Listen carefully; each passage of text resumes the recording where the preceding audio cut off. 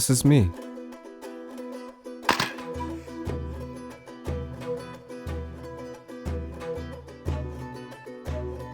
And this is my fiance.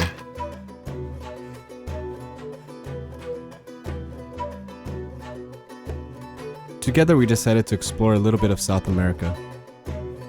In our journey we follow the rise and fall of past civilizations, each built upon the ruins of their ancient predecessors.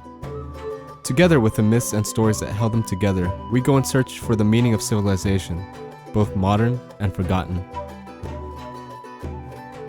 How do cultures in some of the world's most inhospitable landscapes create such amazing civilizations, perfecting agricultural techniques and creating architecture unproducible even by modern standards? And just as mysteriously as they appeared, they vanish whence they came, leaving behind no written record. Along the Andean Cordillera, through the Altiplano, valleys, and deep into the Amazonian jungle, we go in search for these answers.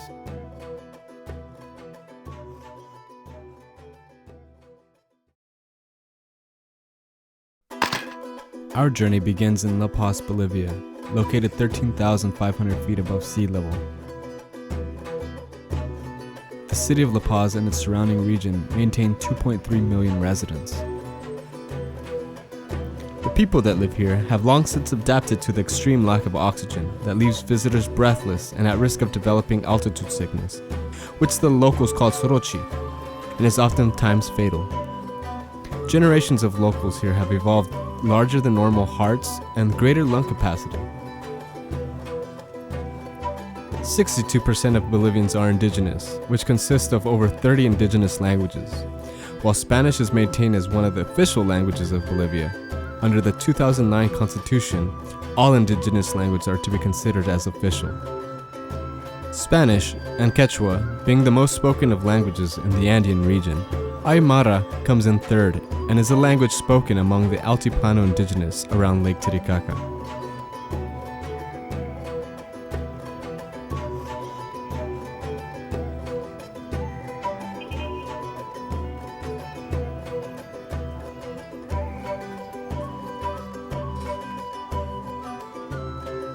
Indigenous beliefs are still closely interwoven with Catholicism, as evident along almost every street. Here at the Mercado de las Brujas, or Witches Market, we are able to find evidence of traditions dating back to pre-Inca times, such as statues, potions, herbs, incenses, and llama fetuses. The llama fetuses are used in a common Andean ceremony known as a despacho. Scented water, candy, money, adornments, and the llama fetuses are placed within a cloth or piece of paper and buried or burned as an offering to Pachamama, or Mother Earth. The llama in Andean culture represents abundance and wealth, and when added to a despacho represents structural and financial stability.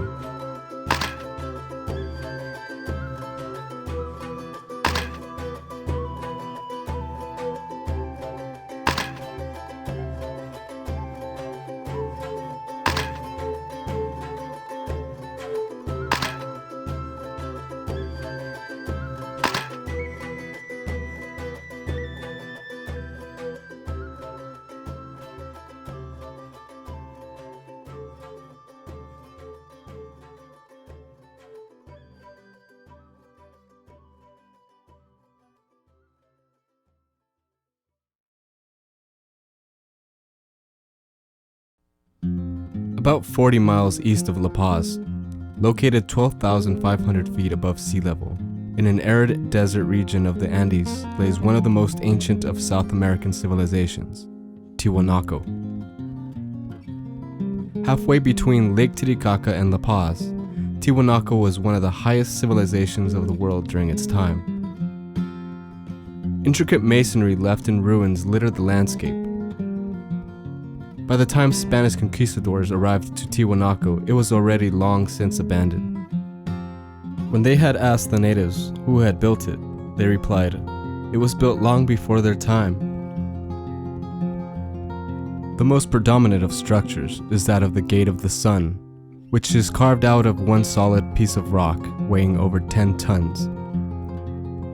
In the center of the Gate of the Sun, which doubles as an astronomical calendar, is a figure representing Viracocha, the pre-Inca god and creator.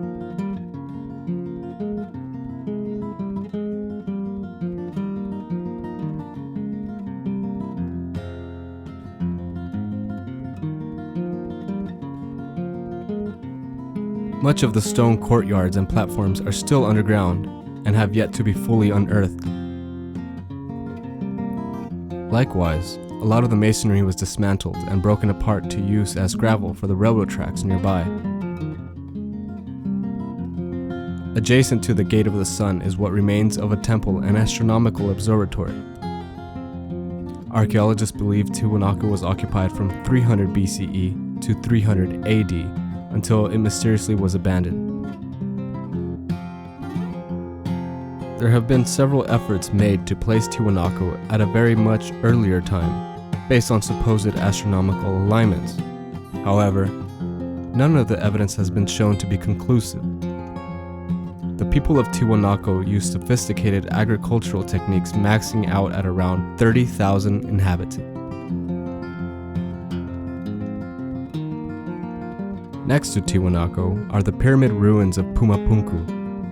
The massive stone structures were once held together by metal clamps, many of which have been long since removed. The source of the red sandstone blocks used to construct the temples are found some 6 miles away. Given that each massive block averaged approximately 131 metric tons, it was no easy feat.